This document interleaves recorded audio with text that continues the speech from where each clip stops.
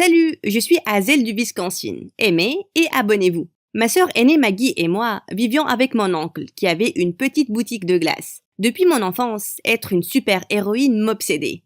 Je courais partout en sauvant les chats des arbres ou en donnant de la glace gratuite aux enfants pauvres. Et je portais même un masque et une cape pour jouer le rôle. Waouh, tu es trop cool, Hazel. Tu as des super pouvoirs. Oh oui, je peux simplement le sentir quand les gens ont besoin d'aide. Elle t'a dit qu'elle pouvait péter comme un chimpanzé aussi? Non, ce n'est pas vrai. Peut-être comme un lapin. Peu importe. Arrête de te faire honte. Tu es débile. Maggie avait 2 ans de plus que moi. Et en plus d'être vraiment jolie, elle était aussi la plus intelligente de l'école. Quasiment tout le monde en ville l'adorait. Alors qu'on m'appelait l'enfant folle, ayant le syndrome de super-héros. Quelques gens l'appréciaient vraiment. Mais des fois, ça m'explosait au visage. Comme une fois en CE2, je marchais dans la rue avec Maggie, quand on a vu un sans-abri. Tiens, tu sembles en avoir besoin plus que moi. Et que suis-je supposé faire avec un bagel à moitié mangé? Tu dois avoir faim, non? C'est tellement dur d'être sans-abri. Le gars m'a regardé confus, avant de jeter le bagel par terre. Je ne suis pas sans-abri, espèce de bizarre. Je n'ai juste pas pris de douche. Maggie a ri comme une folle, et le gars n'a pas arrêté de me crier dessus, jusqu'à ce que je m'excuse. Et le lendemain, tout le monde à l'école s'est moqué de moi pour ça. Grâce à Maggie. Des fois, je pensais qu'il était temps d'arrêter d'aider les autres. Mais mon oncle m'a toujours encouragé à continuer. Tu as un cœur en or, Hazel. Ne perds jamais ça. Une fois quand j'étais en 5e, Maggie est devenue la plus jeune gagnante des Olympiades nationales de maths. C'était grand-chose. Et beaucoup de personnes se sont rassemblées au centre-ville, où le maire allait lui donner un prix. J'y étais presque quand j'ai vu un vieux chauffeur de camion avoir du mal à changer sa roue. « Monsieur, je peux vous aider avec ça. »« Oh merci. Mais je peux gérer ça. » J'ai insisté. Il m'a demandé d'aller chercher des outils à l'arrière de son camion. Mais alors que je sortais, ma cape s'est coincée. J'ai trébuché et j'ai fait tomber des bouteilles, contenant un truc par terre. Ça sentait la maudite sauce de poisson. Et c'était beaucoup de sauce. L'odeur était insupportable. En quelques minutes, tout le monde a commencé à s'enfuir. Et la cérémonie était finie. Et mon Dieu, Maggie était énervée. « Pourquoi tu es si agaçante? Tu devais me voler mon moment, hein? » Désolée, je n'en avais pas l'intention. Je suis désolée. Nénénéné. À chaque fois.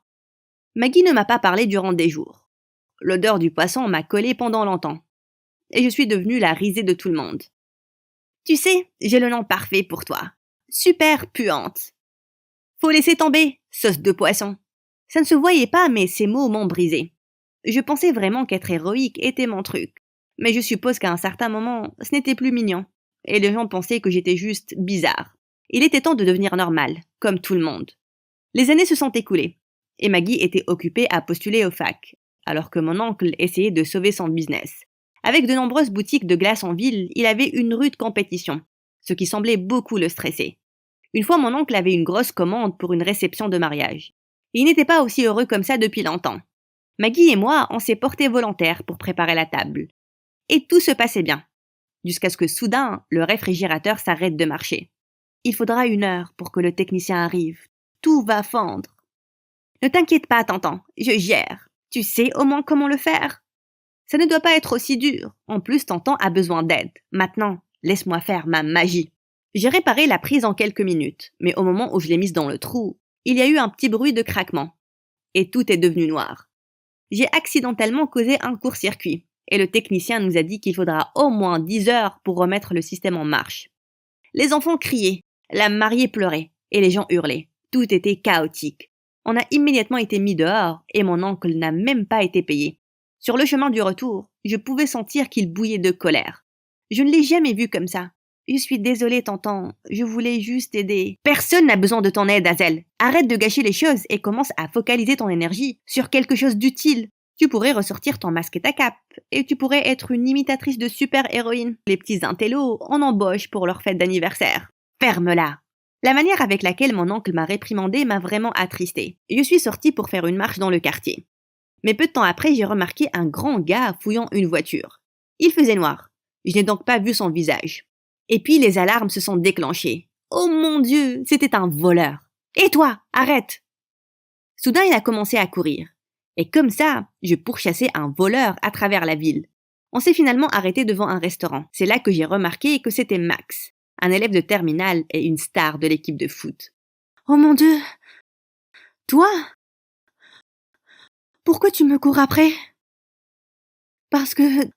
Parce que tu t'enfuyais. C'est parce que je pensais que tu étais une criminelle déjantée. Quoi? J'ai fait la moitié de ta taille. Pourquoi tu penserais que je suis une criminelle? Alors pourquoi tu me courais après?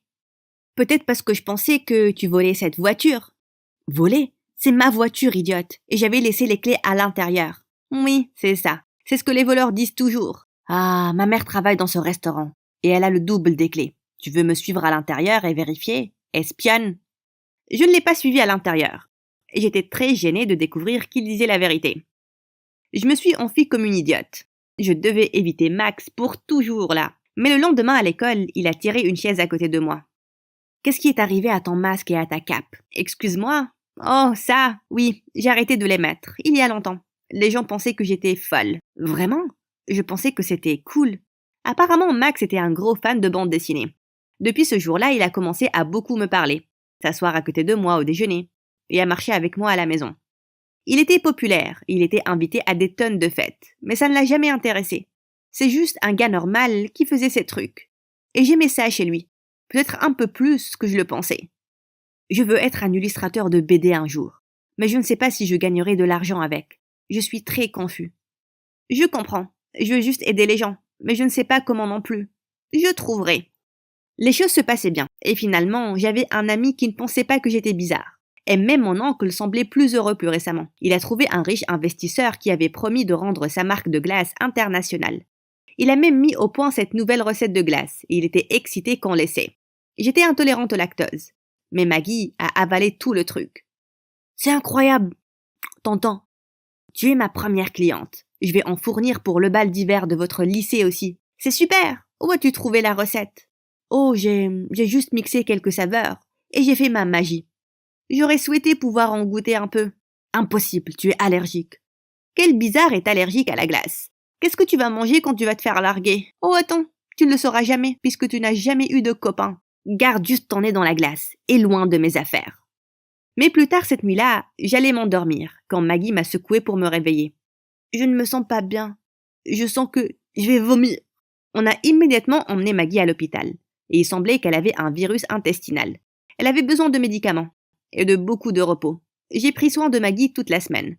Même si elle s'était rétablie en quelques jours, elle continuait à se comporter comme si j'étais sa bonne. C'est quoi? T'appelles ça une soupe? Je préférerais boire du pipi de chat. Oh mon Dieu!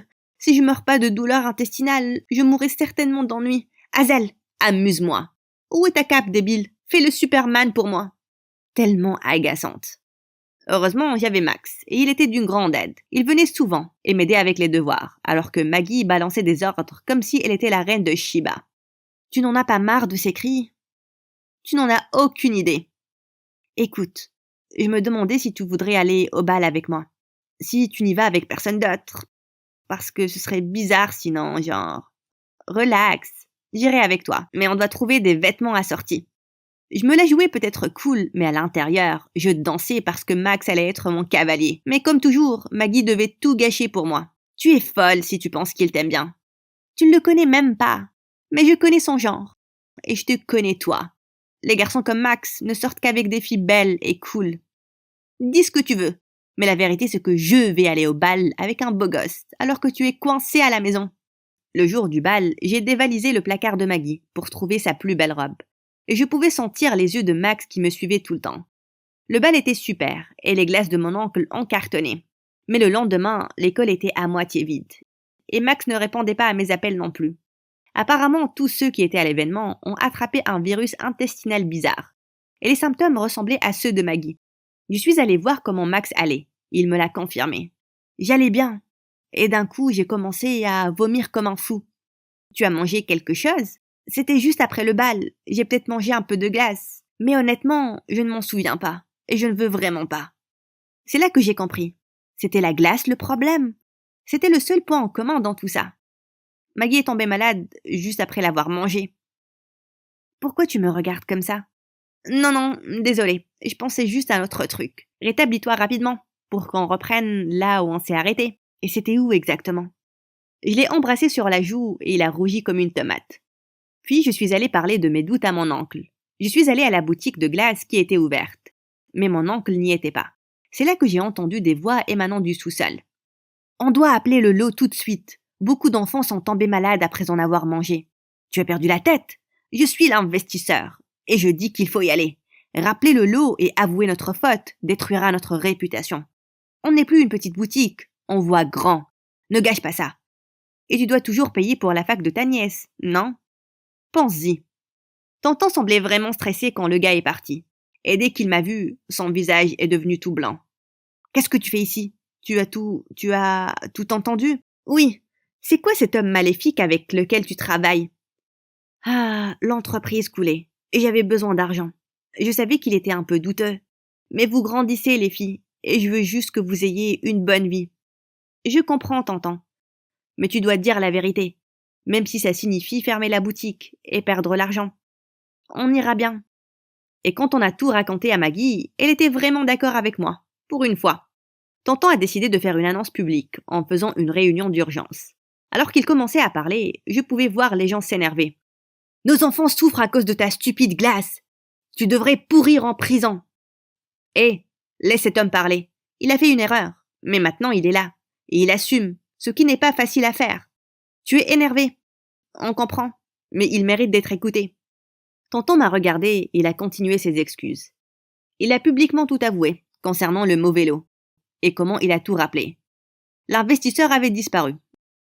Donc tonton a dû payer de lourdes amendes tout seul. Et sa boutique a été saisie par les autorités locales. Je suis désolée pour la boutique, tonton, mais on a fait la bonne chose. Tu fais toujours la bonne chose, Hazel. Je suis chanceux de t'avoir. Tu es mon héroïne.